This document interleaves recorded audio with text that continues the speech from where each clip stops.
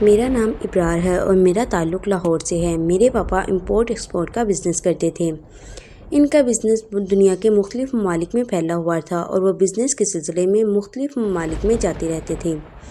کئی بار ایسا ہوا تھا کہ وہ بزنس ٹور پر جاتے تھے تو امی مجھے اور میری بہن سارا کو بھی ساتھ لے جاتے تھے۔ سارا مجھ سے 4 سال چھوٹی تھی اور حال ہی میں BSc کر کے فارغ ہوئی تھی۔ اس بار پاپا کا ٹور مصر کا تھا اور ان کے ساتھ جانے والوں میں ہمارے علاوہ میری بیوی زرتاشا بھی شامل تھی۔ میری زرتاشا سے شادی کو 5 ماہ ہو گئے تھے۔ زرتاشا میرے پاپا کی دوست برہان فاروقی کی اکلوتی بیٹی تھی۔ برہان فاروقی تھے تو پاکستانی مگر روزگار کے سلسلے میں نیوزی لینڈ میں مقیم تھے۔ ان کا بھی اپنا بزنس تھا۔ پاپا سے ان کی دوستی اس وقت سے تھی جب وہ پاکستان میں رہتے تھے۔ پاپا اور برہان فاروقی کلاس فیلو بھی تھے۔ انکل برہان جب بھی پاکستان آتے تو زرتاشا ان کے ساتھ ہوتی تھی۔ یہی وجہ تھی کہ میری اور زرتاشا کی دوستی ہو گئی جو بعد شادی میں بدل گئی۔ 2 دن کے بعد ہم مصر کے شہر قاہرہ میں موجود تھے۔ مصر میں بھی پاپا کے ایک دوست رہتے تھے جنہوں نے ہمیں رہائش مہیا کی تھی۔ ان کا نام ناتیق تھا اور وہ بے حد اچھے انسان تھے۔ انہوں نے ہمیں مصر میں موجود اہراموں کے بارے میں تفصیل سے بتایا تھا۔ یہی وجہ تھی کہ ہمیں اہرام دیکھنے میں دلچسپی پیدا ہو گئی۔ 2 روز کے بعد میں، زرتاشا اور سارا جیپ میں سوار ہو کر اہرام دیکھنے کے لیے نکل پڑے۔ چونکہ قاہرہ شہر کو دنیا کا سب سے زیادہ بڑا بازاروں کا شہر کہا جاتا ہے، اس لیے ہم نے غور کیا کہ ہر چوک سے کئی بازار نکل رہے تھے۔ انکل ناتیق نے اپنے ایک ملازم کو گائیڈ کے طور پر ہمارے ساتھ روانہ کر دیا تھا تاکہ ہمیں اہراموں تک پہنچنے میں کسی قسم کی دشواری نہ ہو۔ اس ملازم کا نام پوتانو تھا۔ اس کی رنگت سفید تھی اور وہ 40 سال کے لگ بھگ تھا۔ چونکہ فرعون اور اہراموں کی سرزمین کو دیکھنے کے لیے دنیا بھر سے سیاح آتے رہتے تھے، اس لیے کسی نے ہمیں اجنبی سمجھ کر غور نہ کیا، کیونکہ ایک اندازے کے مطابق دنیا بھر سے ہر سال 70 لاکھ سیاح مصر کی سرزمین کا رخ کرتے ہیں۔ جیپ کی ڈرائیونگ سیٹ پر پوتانو بیٹھا تھا جبکہ سائیڈ سیٹ پر میں اور پچھلی سیٹوں پر زرتاشا اور سارا بیٹھی ہوئی تھی۔ کھانے پینے کا سامان بھی ہمارے پاس وافر مقدار میں موجود تھا تاکہ ہمیں کسی قسم کی تنگی نہ ہو۔ پوتانو ہم کہاں جا رہے ہیں؟ میں نے پوتانو سے مخاطب ہو کر کہا۔ ہم فرعون اختانو کے اہرام کی طرف جا رہے ہیں۔ کیا آپ نے فرعون اختانو کا نام سنا ہے؟ پوتانو نے جواب دیتے ہوئے کہا تو ہم نے اس بات میں سر ہلا دیا۔ میں نے تاریخ کی ایک کتاب میں فرعون اختانو کے بارے میں پڑھا تھا کہ وہ واحد فرعون تھا جو نیک دل تھا اور اس نے کہا تھا کہ کوئی ایسی عظیم ہستی ہے جو اس کائنات کو چلا رہی ہے۔ ایک لحاظ سے وہ وحدانیت کا قائل ہو چکا تھا اور اس کی نیک دل اور حسین ترین بیوی ملکہ نفریتی ہر نیک کام میں اس کا ساتھ دیتی تھی۔ لیکن اس نیک دل فرعون کو زیادہ دیر حکومت کرنے کا موقع نہیں ملا تھا۔ اس کے داماد توتخ آمن نے اس کا تخت الٹ دیا تھا اور خود حکومت کی تھی۔ میں نے کہا تو پوتانو نے اس بات میں سر ہلا دیا۔ آپ تو فرعون اختانو کے بارے میں کافی معلومات رکھتے ہیں۔ پوتانو نے مسکراتے ہوئے کہا، دراصل مجھے تاریخ سے بھی لگاؤ ہے۔ پھر تو آپ یہ بھی جانتے ہوں گے کہ جب فرعون اختانو کے داماد نے اس کا تختہ الٹا تھا تو اس وقت توتخ آمن کی عمر 24 سال تھی اور فرعون توتخ آمن کی مصری تاریخ میں یہ اعزاز حاصل ہے کہ اس کے دور میں مصر نے بہت ترقی کی تھی اور بے شمار تاریخی عمارتیں اور دیگر تاریخی ورثے فرعون توتخ آمن کے دور میں ہوئی تھی۔ جہاں تک فرعون اختانو اور اس کی بیوی نفریتی کی ہے تو مصری لوگ آج بھی ان کو یاد کرتے ہیں، اسی لیے تو بعض مصری ٹکٹوں پر آج بھی ملکہ نفریتی کی تصویر لگی ہوئی ہے۔ پوتانو نے میری معلومات میں مزید اضافہ کرتے ہوئے کہا تو میں حیران رہ گیا۔ میں نے بھی یہ پڑھا تھا کہ قدیم مصر میں جادوگری کو عروج بھی حاصل تھا۔ میں نے دلچسپی لیتے ہوئے کہا، ہاں، قدیم مصر میں جادوگری کو عروج حاصل تھی اور بڑے بڑے کاہن اور ساحر فرعون کے خاص ساتھی ہوتے تھے، اور جہاں تک تاریخ مصری دریائے نیل کی بات ہے تو یہ دریا اپنے اندر بے شمار محبت اور نفرت، امن اور جنگ کی تاریخ سمیٹے ہوئے ہے۔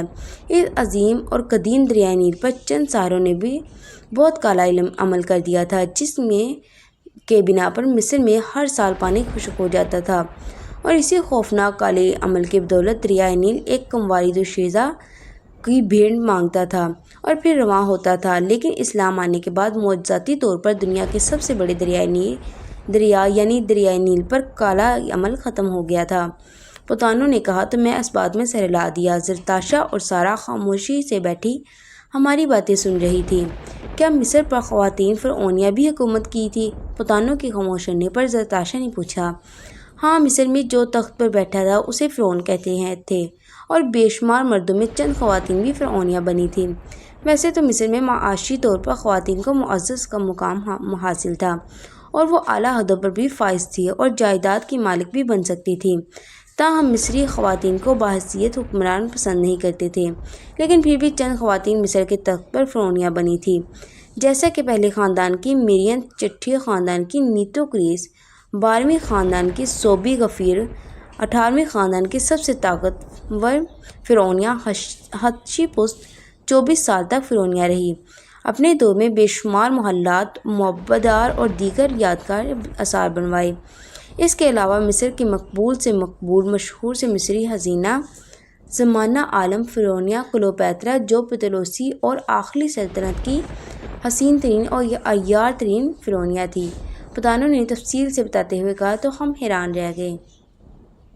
کچھ دیر بعد جیپ دریا نیل کے کنارے پہنچ کر آگے بڑھتی رہی، اور آدھے گھنٹے بعد ہمیں ایک قدیم حرم کے آثار نظر آیا، جو حیرت انگیز طور پر بہت قدیم ہونے کے باوجود کافی حد تک درست حالت میں تھا۔ اس حرم کے بس کچھ حصے ہی خستہ تھے۔ پتانوں نے جیپ روک دی اور ہم جیپ سے نیچے اتر کر حرم کے اندر جانے کے لیے تیار ہو گئے۔ اتفاق سے اس وقت یہ قدیم حرم خالی تھا۔ حرم کی دیواروں پر ایک معصوم صورت فرعون اور اس کی حسین ترین بیوی کی تصاویر بنی ہوئی تھیں، اور حیرت انگیز طور پر زمانے کی گردش ایام گزرنے کے باوجود تصاویر ایسی دلکش اور جاندار تھی کہ جیسے کچھ لمحے پہلے بنائے جانے کا گمان ہوتا تھا، اور یہی قدیم مصریوں کا فن تھا۔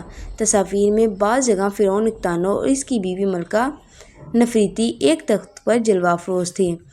ہم ملکہ نفریتی کی حسین اور ملکوتی حسن سے متاثر ہوئے بغیر نہیں رہ سکے۔ اپنی اپنی ٹارچیں روشن کر لو، پتانوں نے ہم سب سے مخاطب ہو کر کہا، تو ہم نے اپنے اپنے بیگوں سے ٹارچیں نکال کر روشن کر لیں، اور احتیاط سے حرم کے نیچے جاتی ہوئی سیڑھیوں سے نیچے اترنے لگے، جہاں نیچے گھٹا گھوپ اندھیرا تھا، لیکن تیز روشنی والی ٹارچوں کی وجہ سے ماحول روشن ہو رہا تھا۔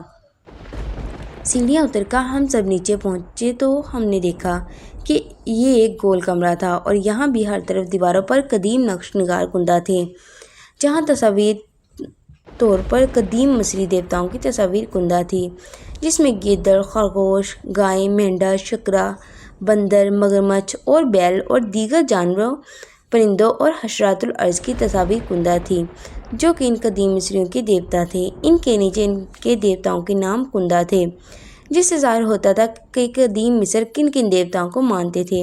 یہاں تو سوائے قدیم مصری دیوتاؤں کے ہمیں کچھ نظر نہیں آ رہا۔ میں نے تیز ٹارچ کی روشنی میں قدیم مصری زبانوں کو کافی حد تک پڑھتے ہوئے کہا۔ زرتاشا اور سارا بھی حیرت اور خوف بھری نظروں سے ان تصویروں کو دیکھ رہے تھے۔ ارے وہ دیکھو، یہاں ایک دروازہ بھی ہے جو مقفل ہے، اچانک سارا نے تیز لہجے میں کہا، تو ہم سب چونک کر اس بند چوبی دروازے کو دیکھنے لگے، جس کی طرف سارا اشارہ کر رہی تھی۔ قدیم مصریوں کی اس یادگار اور نہ بھولنے والے فن سے ہم سب پہلے ہی متاثر ہو چکے تھے، اور چوبی دروازوں کو دیکھ کر ہم حیران ہو گئے، کیونکہ یہ دروازہ مکمل طور پر باریک قدیم مصری تحریروں اور باریک نقش نگار سے مرقع تھا۔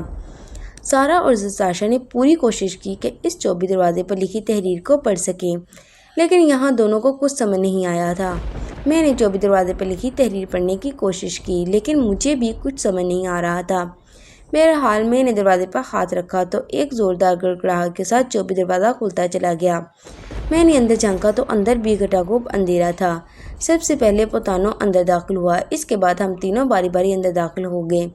ارے یہاں تو بے شمار راہداریاں اور محراب بنے ہوئے ہیں، میں نے ٹارچ کی روشنی ادھر ادھر گھماتے ہوئے کہا۔ ہاں، یہی تو فرعون کمال تھا کہ وہ بھول بھلیاں بناتے تھے، جس سے گم ہونے کا بھی خدشہ موجود ہوتا تھا، پتانوں نے مسکراتے ہوئے کہا۔ پھر تو ہمیں آگے بڑھنے سے پہلے یہاں کوئی نشان بنانے چاہیے، کیونکہ یہ نہ ہو کہ واپسی پر ایک جیسی راہداریوں اور گزرگاہوں کی بھول بھلیوں میں راستہ بھول کر بھٹک جائیں۔ زرتاشا نے تشویش سے کہا، آپ درست کہہ رہی ہیں، ہم یہاں سے آگے جانے کے لیے ہر ان دیوار پر ایک مخصوص نشان لگا دیتے ہیں جس راہداری سے ہم گزریں گے، تاکہ واپسی پر بھٹکنے کا اندیشہ نہ ہو۔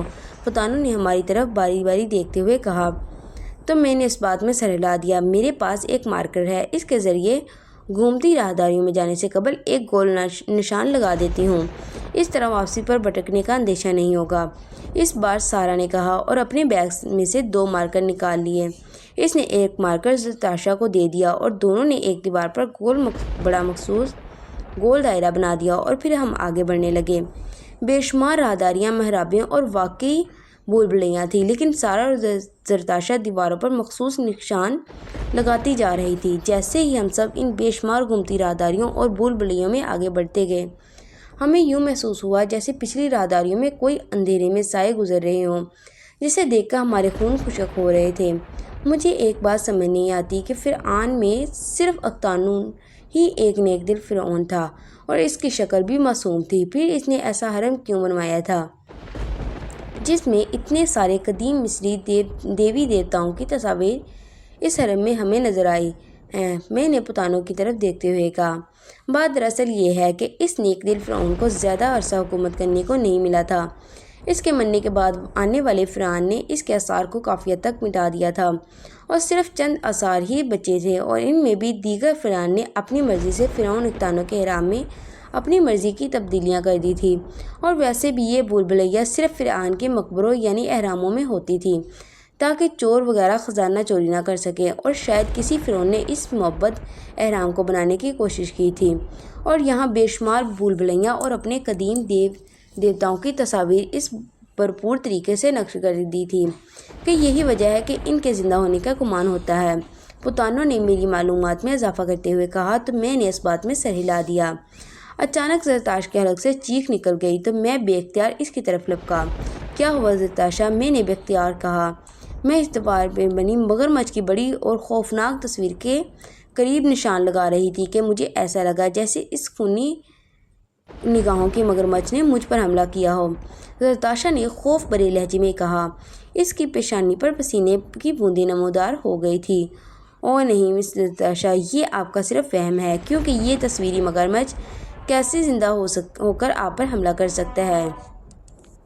البتہ قدیم مصریوں نے اس خونی نگاہوں والے مگرمچھ کو بہت جاندار طریقے سے بنایا ہے، اس لیے اس کے زندہ ہونے کا گمان ہوتا ہے۔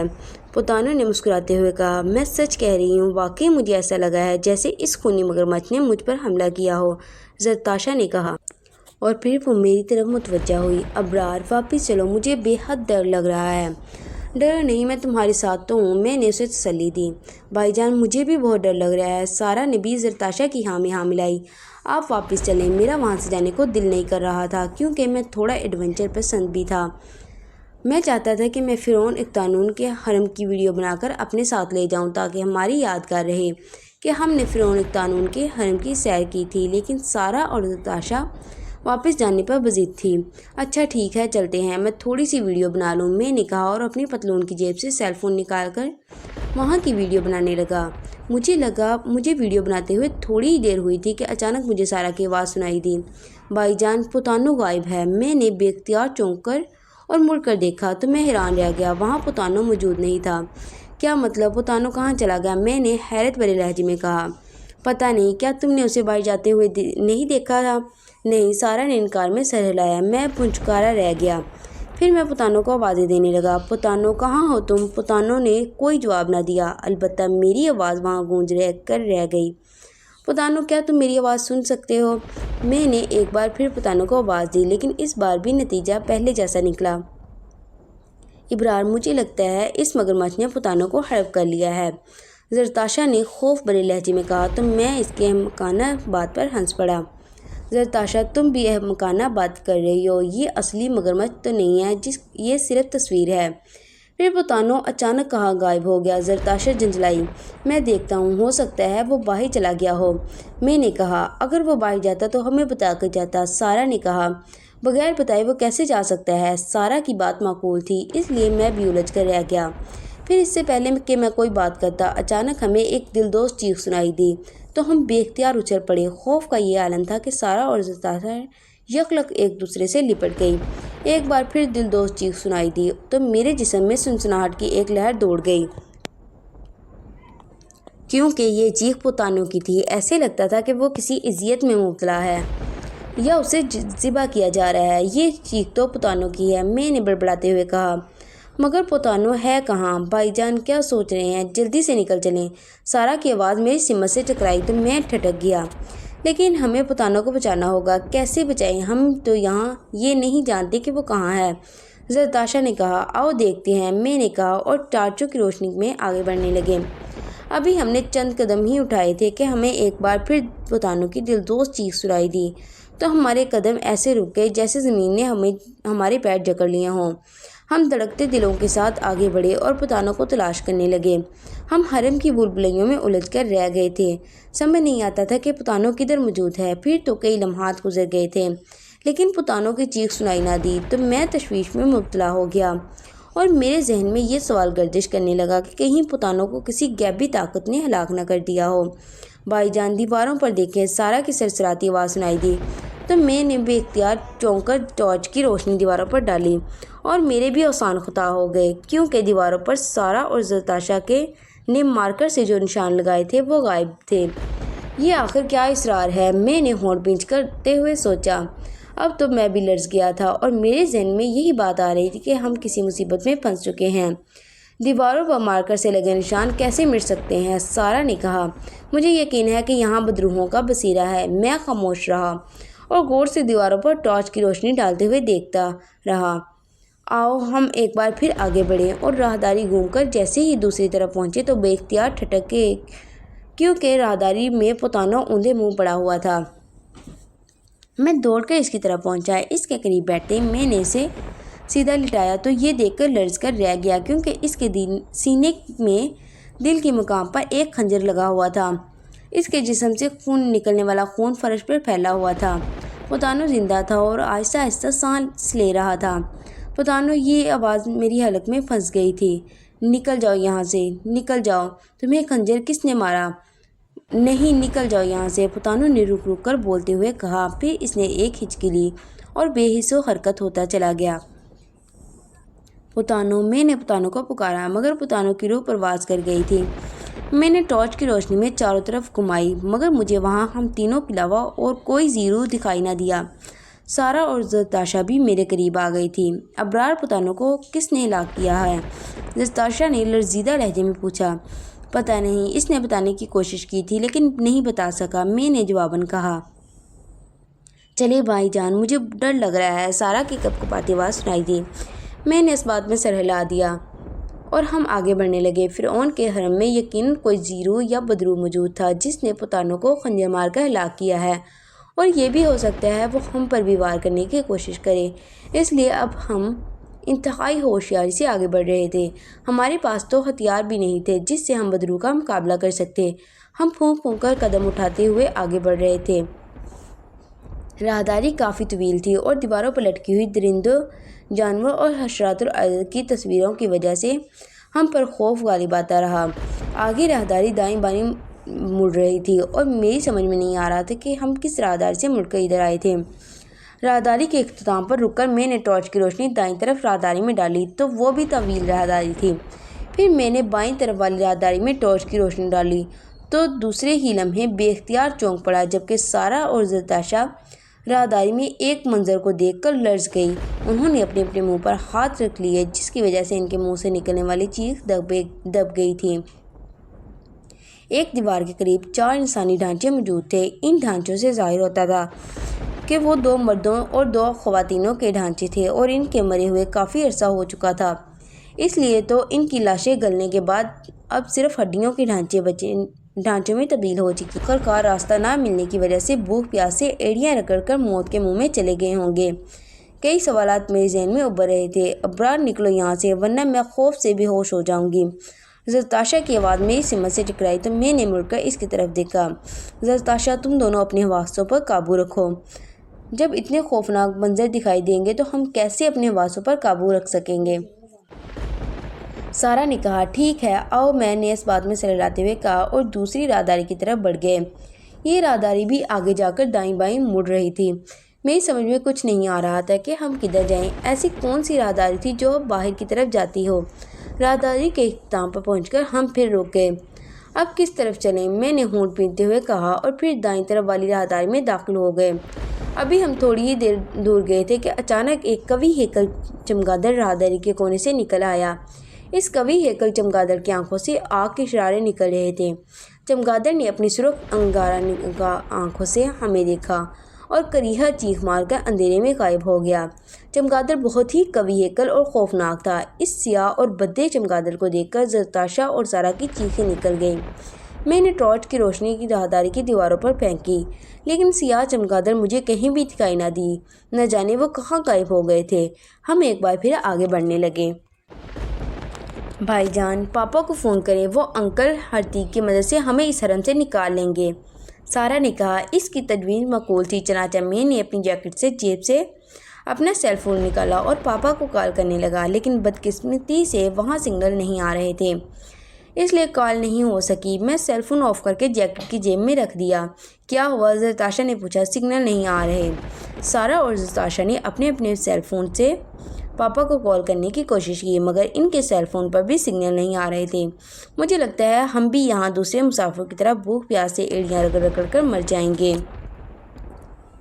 اس دور میں بھی ان لوگوں کو سارے راستے معلوم تھے۔ کاش ہم یہاں نہ آتے، سارا نے کہا۔ سارا میری بہن، پریشان نہ ہو، اللہ نے چاہا تو ہم جلدی یہاں سے نکلنے میں کامیاب ہو جائیں گے۔ مجھے تو آپ بھی مایوس دکھائی دے رہے ہیں۔ نہیں، میں مایوس نہیں ہوں، میں نے کہہ تو دیا، لیکن یہ سچ تھا کہ میں بھی مایوس ہو چکا تھا۔ تھوڑی دیر سستانے کے بعد ہم پھر باہر جانے کا راستہ تلاش کرنے لگے۔ میں چونکہ سب سے آگے تھا، اس لیے میں پھونک پھونک کر قدم رکھ رہا تھا۔ ہم بھول بھلیوں میں گھومتے ہوئے واپسی راہداری میں آ گئے، جہاں پتانوں کی لاش پڑی تھی۔ مگر جیسے ہی میں نے ٹارچ کی روشنی پتانوں کی لاش پر ڈالی تو ایک لرز خیز منظر دیکھ کر میرے اوسان خطا ہو گئے۔ پتانوں کی لاشیں بے شمار سانپ اور بچھو چمٹے ہوئے تھے اور اس کو نوچ رہے تھے۔ یہ ہیبت ناک منظر دیکھ کر سارا اور زرتاشا خوف سے کانپ اٹھی۔ سانپوں نے پھن اٹھا کر جب ہماری طرف دیکھا تو ان کے منہ سے پھنکاریں نکلنے لگی۔ ہم بلا خیزی سے پلٹے اور دوڑتے چلے گئے۔ بھائی جان، بھابھی، اچانک مجھے سارا کی آواز سنائی دی تو میں نے رک کر اور پلٹ کر دیکھا تو میری آنکھیں پھٹی کی پھٹی رہ گئیں، کیونکہ وہاں زرتاشا موجود نہیں تھی۔ زرتاشا، زرتاشا، میں نے زرتاشا کو اونچی آواز میں پکارا، لیکن زرتاشا نے کوئی جواب نہ دیا۔ سارا کا چہرہ بھی دھواں دھواں ہو رہا تھا۔ زرتاشا، کہاں ہو تم؟ لیکن زرتاشا نے کوئی جواب نہیں دیا۔ میرے دل میں ہولناک خیالات کسمکانے لگے، کیونکہ پتانوں بھی اسی طرح غائب ہوا تھا جس طرح زرتاشا غائب ہوئی تھی۔ زرتاشا، میری آواز راہداری میں گونج کر رہ گئی۔ میں نے ٹارچ کی روشنی سب جگہوں پر دیکھ لیا، لیکن مجھے زرتاشا کہیں بھی دکھائی نہیں دی۔ انجانے خوف سے میرا دل ڈوبنے لگا۔ مجھے اپنے ہاتھ پاؤں پھولتے ہوئے محسوس ہو رہے تھے۔ زرتاشا میری زندگی کی ہمسفر تھی، میں اس کی جدائی ایک لمحے کے لیے بھی برداشت نہیں کر سکتا تھا۔ زرتاشا، کیا تم میری آواز سن رہی ہو؟ میں نے ایک بار پھر زرتاشا کو آواز دی۔ زرتاشا، سارا نے بھی اسے آواز دی۔ میں پاگلوں کی مار زرتاشا کو تلاش کرنے لگا۔ میں نے سارا کا ہاتھ تھام لیا تھا تاکہ وہ حرم میں کہیں گم نہ ہو جائے۔ مختلف راہداریوں میں گھومتے ہوئے ہم جیسے ہی ایک کمرے میں پہنچے تو وہاں ایک خوفناک منظر ہمارا منتظر تھا۔ کمرے میں 4 مشالیں جل رہی تھیں، جن کی روشنی سے کمرہ منور تھا۔ کمرے کے کونے میں زرتاشا کی آدھی گردن کٹی لاش پڑی تھی، اس کی گردن سے خون نکل رہا تھا۔ میں اور سارا اور تیزی سے زرتاشا کی طرف بڑھے۔ میں نے ٹارچ فرش پر رکھ دی اور زرتاشا کے کمرے میں ہاتھ ڈال کر اسے اٹھا لیا۔ زرتاشا، زرتاشا، کس نے تمہارے ساتھ یہ کیا ہے؟ میں نے زرتاشا کو جھنجھوڑتے ہوئے کہا۔ لیکن زرتاشا تو مر چکی تھی، بھلا وہ مجھے کیا جواب دیتی؟ سارا کی حالت بھی دیدنی تھی، وہ خوف سے یوں لرز رہی تھی جیسے اسے جاڑے کا بخار ہو گیا ہو۔ میں نے زرتاشا کی لاش پر فرش پر لٹا دی۔ میرا اپنا حال بھی سارا سے مختلف نہ تھا۔ میری زندگی کی ساتھی، میری ہمسفر مجھ سے جدا ہو گئی تھی۔ میری آنکھوں سے آنسو نکل آئے۔ میں اب اس وقت کو کوس رہا تھا جب میں احرام دیکھنے کی شوق میں یہاں آیا تھا۔ کاش ہم نہ آتے، لیکن یہ کاش صرف کاش ہی رہ گیا۔ اچانک مجھے قدموں کے آٹے سنائی دی تو میں نے بے اختیار چونک کر اور مڑ کر دیکھا تو کمرے کے دروازے پر ایک سیاہ پوش کھڑا تھا۔ اسے دیکھ کر ہم اٹھ کھڑے ہوئے۔ سیاہ پوش نے سیاہ رنگ کے کپڑے اپنے سر پر اس انداز میں باندھا ہوا تھا جس سے اس کا چہرہ ڈھک گیا تھا اور آنکھیں بھی دکھائی نہ دے رہی تھی۔ اس کے دائیں ہاتھ میں خنجر تھا جس پر خون واضح دکھائی دے رہا تھا۔ سارا خوف سے لرزتی ہوئی میرے عقب میں چھپ کر اسے دیکھنے لگی۔ کون ہو تم؟ میں نے لرزیدہ لہجے میں پوچھا۔ تم دونوں کی موت، سیاہ پوش نے جواب دیا۔ مجھے اپنے جسم میں ایک سرد مہر سی لہر دوڑتی ہوئی محسوس ہوئی۔ کیا بکواس کر رہے ہو؟ موت بکواس نہیں ہوتی۔ کیا تم نے میری بیوی کو قتل کیا ہے؟ ہاں۔ کیوں؟ میں یہ برداشت نہیں کرتا کہ کوئی اس حرم میں آئے، اس نے کہا۔ کیوں؟ کیا یہ تمہاری ملکیت ہے؟ ایسا ہی سمجھ لو۔ اب تم ہم سے کیا چاہتے ہو؟ میں تم دونوں کو مارنا چاہتا ہوں۔ دیکھو تم ایسا نہیں کر سکتے، مجھے کون روک سکتا ہے؟ اس کا لہجہ استضافیہ تھا۔ اس کی بات سن کر مجھے سمجھ آ گیا تھا کہ پتانوں کو بھی اس نے خنجر مار کر ہلاک کیا تھا۔ بھائی، سارا کے حلق سے گھٹی گھٹی آواز نکلی۔ ڈرو نہیں، یہ ہمارا کچھ نہیں بگاڑ سکتا، میں نے لہجے کو مضبوط بناتے ہوئے کہا اور اس کے ہاتھ اور زیادہ مضبوطی سے تھام لیا۔ میری نظریں سیاہ پوش پر جمی ہوئی تھی۔ سیاہ پوش آہستہ آہستہ قدم اٹھاتا ہماری طرف بڑھ رہا تھا۔ میں سوچ رہا تھا اگر ہم حرم میں ہمارے ساتھ اس طرح کے حالات پیش آنے تھے تو میں اپنے ساتھ کوئی ہتھیار ضرور لے کر آتا۔ جوں سیاہ پوش ہماری طرف بڑھ رہا تھا، ہم دونوں بہن بھائی الٹے قدموں پیچھے ہٹ رہے تھے اور پھر ہم دیوار سے جا لگے۔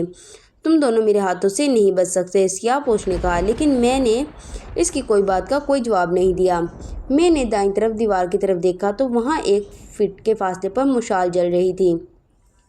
میں نے لپک کر مشعل کو تال لیا اور اسے سیاہ پوش کے سامنے لہراتے ہوئے اسے ڈرانے کی کوشش کی۔ ہٹ جاؤ راستے سے، ورنہ کیا میں تمہیں اس مشعل سے جلا دوں گا۔ میری بات سن کر اس نے کہکا لگایا، کوشش کر کے دیکھ لو۔ یہ کہتے ہی سیاہ پوش نے خنجر سے مجھ پر حملہ کر دیا۔ میں چونک کر اس کی طرف سے ہوشیار تھا، اس لیے میں نے مشعل کو گھماتے ہوئے سیاہ پوش کے خنجر والے ہاتھ پر مار دی۔ مشعل سیاہ پوش کے خنجر والے ہاتھ پر تو نہ لگی، البتہ وہ چند قدم پیچھے ضرور ہٹ گیا۔ سارا، تم دروازے کی طرف بڑھو، میں اسے دیکھتا ہوں، میں نے سارا سے مخاطب ہو کر کہا۔ تو سارا لرزتی ہوئی دروازے کی طرف بڑھنے لگی۔ سیاہ پوش نے سارا کو خنجر مارنے کی کوشش کی، لیکن میں نے مشعل آگے کر دی، جس کی وجہ سے سیاہ پوش یکدم پیچھے ہٹ گیا۔ جلدی کرو سارا، میں نے کہا۔ اس لمحہ سیاہ پوش نے چیخ مارتے ہوئے مجھ پر حملہ کر دیا۔ میں اس حملے سے بچنے کی حتی الوسع کوشش کی، لیکن سیاہ پوش کا وار کامیاب ہو گیا۔ اس کا خنجر میری دائیں بازو پر لگا تھا، جس کی وجہ سے میرے حلق سے دردناک چیخ نکل گئی اور میں لڑکھڑا کر پیچھے ہٹ گیا۔ سیاہ پوش دوبارہ مجھ پر حملہ کرنا ہی چاہتا تھا کہ میں نے مشعل گھما کر اس کے ہاتھ پر مار دی۔ مشعل لگتے ہی سیاہ پوش کا خنجر ہاتھ سے نکل کر دور جا گرا۔ وہ خنجر اٹھانے کے لیے پلٹا ہی تھا کہ میں نے اسے زور سے دھکا دے دیا۔ سیاہ پوش اچھل کر سینے کے بل فرش پر گر گیا۔ میں نے سارا کی طرف دیکھا تو دروازے کے قریب پہنچ چکی تھی۔ اس سے کہ پہلے کہ سیاہ پوش اٹھ کر وہ خنجر اٹھاتا ہماری طرف آتا، میں نے تیزی سے آگے بڑھ کر جلتی ہوئی مشعل سیاہ پوش کے لباس سے لگا دی۔ اس نے میری بیوی کو قتل کیا تھا، پھر بھلا میں اسے کیسے زندہ چھوڑ سکتا تھا؟ جیسے ہی میں نے مشعل اس کے لباس سے لگائی تو اس کا لباس نے آگ پکڑ لی اور اس کا لباس سوکھی لکڑی کی طرح جلنے لگا۔ سیاہ پوش فر پر کروٹیں بدل کر آگ بجھانے کی کوشش کرنے لگا، لیکن اس کی کوئی کوشش کامیاب نہیں ہو رہی تھی۔ اس کے حلق سے دل کو دہلا دینے والی چیخیں نکل رہی تھیں۔ نہ جانے میرے اندر کیسا پارا بھر گیا تھا کہ میں نے تیزی سے آگے بڑھ کر سیاہ پوش کا خنجر اٹھایا اور دوڑتے ہوئے سیاہ پوش کے پیٹ میں گھونپ دیا۔ سیاہ پوش کے حلق سے نکلنے والی چیخوں سے کمرہ باہر راہداری بھی گونج اٹھی تھی۔ میں نے اس کے پیٹ سے خنجر نکال کر دوبارہ اس کے سینے میں دل کے مقام پر گھونپ دیا۔ اس بار سیاہ پوش کے حلق سے نکلنے والی چیخوں سے مجھے اپنے کانوں کے پردے پھٹتے ہوئے محسوس ہو رہے تھے۔ میں نے سیاہ پوش کو دھکا دیا تو وہ اچھل کر پشت کے بل فرش پر گرا اور بری طرح سے تڑپنے لگا۔ میں نے اپنی ٹارچ اٹھا کر اپنی پتلون کی جیب میں ڈالی اور نتاشا کی لاش اٹھا کر کمرے سے باہر نکل آیا۔ سارا، دروازے کو کنڈی لگا دو۔ سارا نے دروازہ بند کر کے باہر سے کنڈی لگا دی۔ دروازہ بند ہوتے ہی سیاہ پوش کی چیخیں بھی معدوم ہو گئی۔ میں نے سارا کی لاش اپنے کندھے پر ڈالی اور ہم ایک بار پھر بھول بھلیوں میں بھٹکتے ہوئے حرم سے باہر جانے کا راستہ تلاش کرنے لگے۔ میں دل ہی دل میں خدا سے دعا کرتے ہوئے مدد مانگ رہا تھا کہ وہ ہمیں بحفاظت اس حرم سے باہر نکال دے۔ شاید وہ وقت مقبولیت کا تھا۔ اللہ نے میری فریاد سن لی۔ مختلف راہداریوں سے گھومتے ہوئے ہم اس راہداری میں آ گئے جدھر سے ہم حرم میں داخل ہوئے تھے۔ دروازہ بند تھا، البتہ دروازے میں موجود ایک درج سے ہلکی ہلکی روشنی اندر آ رہی تھی۔ اللہ تیرا لاکھ لاکھ شکر ہے، میں نے دل ہی دل میں اللہ کا شکر ادا کرتے ہوئے کہا، اور ہم بہن بھائی دروازہ کھول کر حرم سے باہر نکل آئے۔ میں شدت سے غم سے نڈال ہو چکا تھا، مجھے سارا نے سہارا دیا ہوا تھا اور ہم لڑکھڑاتے قدموں سے چلتے ہوئے بالآخر اپنی جیپ تک پہنچ گئے تھے۔ میں نے نتاشا کی لاش جیپ کی پچھلی سیٹ پر لٹکائی اور ڈرائیونگ سیٹ پر بیٹھ گیا جبکہ سارا سائڈ پر بیٹھ گئی تھی۔ خوف کے تاثرات ابھی تک سارا کے چہرے سے حوادیدہ تھے۔ بھائی جان، مجھے بابی کی موت کا بے حد دکھ ہے، سارا نے میری طرف دیکھ کر کہا۔ تو میں نے نم آنکھوں سے اس کی طرف دیکھا۔ شاید اللہ کو یہی منظور تھا، میں نے دھیرے سے کہا اور جیپ اسٹارٹ کر کے آگے بڑھا دی۔ جب ہم انکل ناتیک کی رہائش پر پہنچے تو پاپا، مما اور انکل ناتیک ہمیں اجڑے ہوئے دیکھ کر حیران رہ گئے۔ پاپا اور امی زرتاشا کو وہاں نہ پا کر پریشان ہو گئے۔ ابرار، یہ تم دونوں نے کیا حالت بنا رکھی ہے؟ پاپا نے پوچھا۔ زرتاشا کہاں ہے؟ اس بار امی نے پوچھا۔ اس نے زرتاشا کے قتل کر دیا، میں نے بامشکل کہا تو وہ سب حیران رہ گئے۔ امی کی حالت خراب ہونے لگی تھی۔ اگر سارا آگے بڑھ کر انہیں سہارا نہ دیتی تو امی فرش بوس ہو جاتی۔ یہ کیا کہہ رہی ہو؟ پاپا ہکلاتے ہوئے۔ کس نے زرتاشا کو قتل کیا ہے؟ میں نے حرم میں جانے والا اور ان کے ساتھ پیش آنے والے سارے واقعات، حالات بتا دیے تو امی پھوٹ پھوٹ کر رونے لگی۔ وہ زرتاشا کو ایک بہو کی نظر سے نہیں بلکہ اپنی بیٹی کی نظر سے دیکھتی تھی، اس لیے ان سے یہ غم برداشت نہیں ہو رہا تھا۔ انکل ناتیک بھی پوتانوں کی موت پر افسردہ تھے، مگر اب کیا ہو سکتا تھا؟ جو ہونا تھا وہ ہو چکا تھا۔ اگلے روز کی فلائٹ سے ہم واپس پاکستان آ گئے۔ پاپا نے انکل برہان کو بھی اطلاع کر دی اور وہ بھی پہلی فرصت میں فیملی سمیت پاکستان آ گئے تھے۔ زرتاشا کی تجہیز و تدفین کر دی گئی۔ آج خونی حرم میں گزرے اس واقعہ کو 5 سال ہو گئے ہیں، مگر زرتاشا کی یاد آج بھی میرے دل میں موجود ہے۔ گو کہ امی اور پاپا نے بار بار اصرار کر کے مجھے دوسری شادی کرنے پر مجبور کیا تھا، لیکن میں نے انکار کر دیا تھا کیونکہ میں زرتاشا کی جگہ کسی اور کو نہیں دینا چاہتا تھا۔